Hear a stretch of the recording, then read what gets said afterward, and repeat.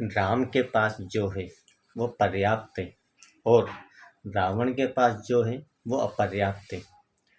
रावण को रावण के पास पंच कन्याओं में पूजित मंदोदरी जैसी सुकुमारी रानी है, पर फिर भी उसको एक जंगल में घूमती फिरती वल्कल वस्त्र पहने हुए तापस वेशधारी हमारी जनक नंदनी वैदेही उसको चाहिए। तो राम के पास जो है वो पर्याप्त है और रावण के पास जो है वो अपर्याप्त है।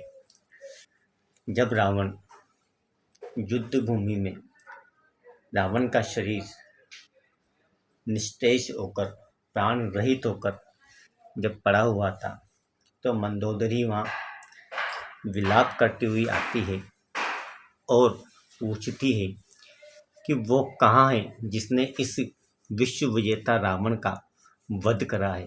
मैं उसको मिलना चाहती हूँ, मैं उससे बात करना चाहती हूँ। तब सिपाहियों ने कहा कि वो वहाँ उधर हैं, एक तरफ बैठे हैं कहीं।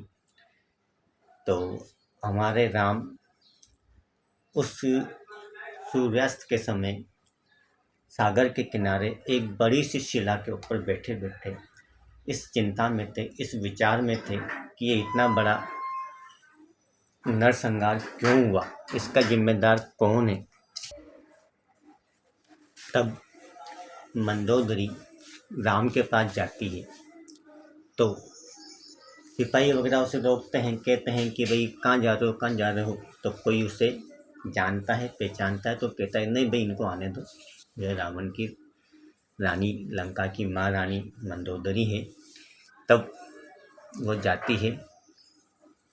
तब सूर्यास्त के समय जब राम जी बैठे हैं तो उनके पीठ के पीछे से उनके चरणों में एक स्त्री की छाया आ पड़ती है, जिसको देखकर राम एकदम सजग होकर खड़े हो जाते हैं और घूमकर प्रणाम करते हुए पूछते हैं, हे माता, आप कौन हैं, आप कहाँ से आई हैं और इस निर्जन वन में युद्ध भूमि में क्या कर रही हैं।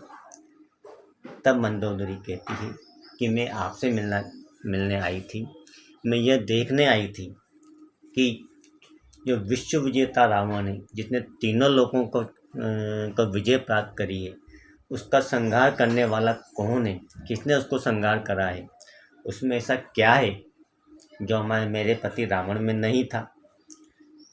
तब राम जी बोलते हैं, तो माता आपने देखा, आपको क्या दिखा। तब मंदोदरी बोलती है कि वो मैंने यहाँ आते ही देख लिया।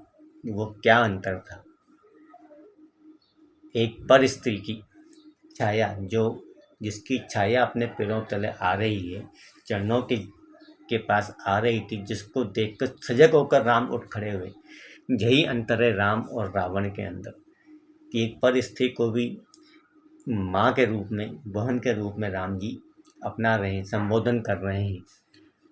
और रावण को पंच कन्याओं में पूजित मेरठ की महारानी, मेरठ की कन्या मंदोदरी होते सते भी उसको एक दूसरे की पत्नी चाहिए थी, जो कि जंगल में दर दर ठोकरें खाती हुई फिर रही थी।